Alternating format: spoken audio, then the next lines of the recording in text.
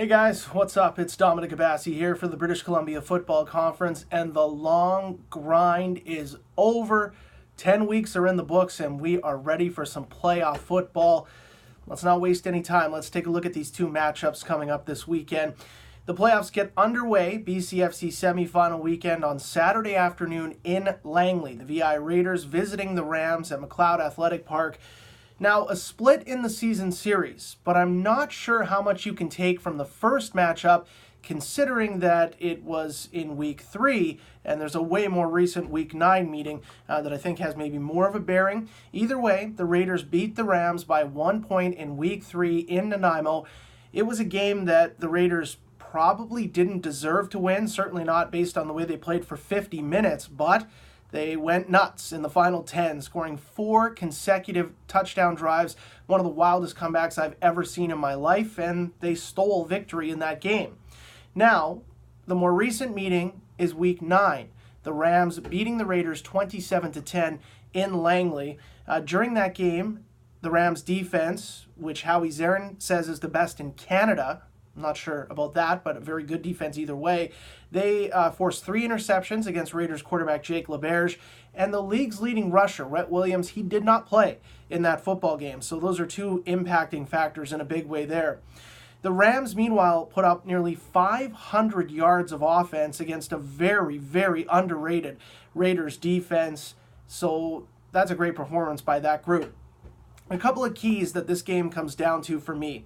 Now, most importantly, the biggest factor in this game for me is the performance of Jake LaBerge. He has the potential to play the kind of game that could propel the Raiders to a victory. But the way he has played down the stretch, man, oh man, there's some head scratching going on. Final 3 weeks of the season, LaBerge has thrown 10 interceptions, including 5 touchdowns over that span.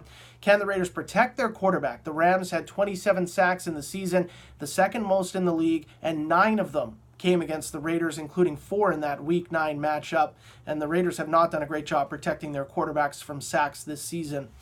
Can the Rams stop Rhett Williams? We know Langley has a great defense. They're stout up front. They allow about 90 rushing yards, or I should say 80 rushing yards on average per game. But Williams looks hot. The 22-year-old ripped off 247 yards in Week 10 against the Valley Huskers, and he's going to be raring to go. The Rams, I feel like, and this isn't a prediction, this one's way too close to call, but I feel like the Rams have the inside track to victory here. They're at home. If their defense plays the way that they can, if they spread the ball around on offense the way that they can, if they get Max Joseph going in the running and passing and returning game, and they protect the ball, the Raiders are going to have to play an A-plus style game to beat that recipe. So if Langley can put that all together, for my money, they are the inside track to victory. I'll put it that way here.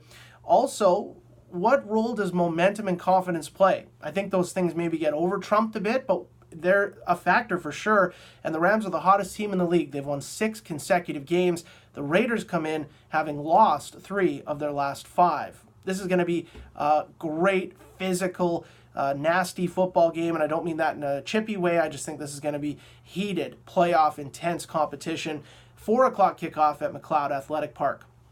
Next up, to wrap up the weekend, we have a fall playoff game on a Sunday afternoon in the Apple Bowl. And there's just something about that Apple Bowl on an October day that is really quite special. I love walking into that park on a Sunday afternoon, and this one's going to be great. The Valley Huskers and the Okanagan Sun.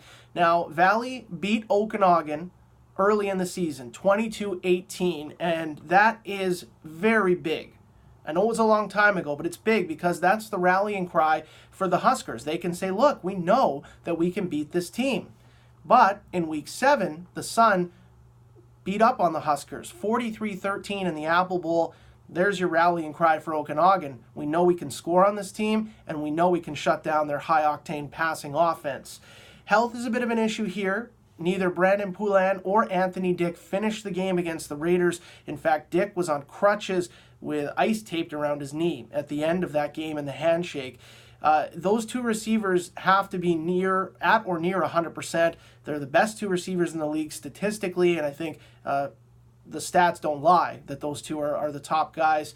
And For my money, I cannot picture a way that the Huskers can win without both of those guys performing at close to their best in this game. Bob Reist, head coach of the Huskers, told me, though they're expected to be limited in practice all week, but we know they're going to play. The question is, at what level, how healthy will they be? The Sun, obviously, on paper, are the favorite in this game. If their defense stays on their level and they run the ball the way that they can, I think they rushed for almost 500 yards in 2 games against the Huskers this year. It's their game to lose. But, and this is a pretty big but, I've spoken with some people who watched them play their last 2 games of the regular season. There's plenty of reason to believe that this game could easily see an upset. The Sun, they might be on the quietest 5-game winning streak ever. Nobody's really talking about the fact they've won 5 in a row. They've rolled through the second half of the season. They took first place, home field advantage and all that, but they've made it look really hard in back-to-back weeks against the 2 non-playoff teams. So they're going to have to flick that switch, and sometimes we know in sports, not as easy as you think to just flick the switch and hit playoff intensity mode after a couple of sleepy games down the stretch, so to speak. 1 o'clock kickoff for this one in the Apple Bowl. Of course, bcfctv.com, the place to be to watch all the action live this weekend as the playoffs get underway. For the BCFC, I'm Dominic Abassi.